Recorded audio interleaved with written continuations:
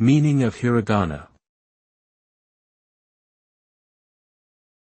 Hiragana. Hiragana. Hiragana.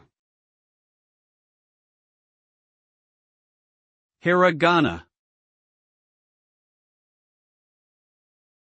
Hiragana is a basic component of the Japanese writing system, consisting of 46 characters used to represent syllables.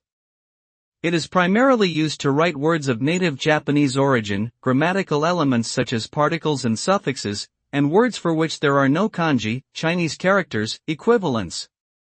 Hiragana can also be combined with kanji to create furigana, small hiragana characters written next to or above a kanji character to indicate its pronunciation.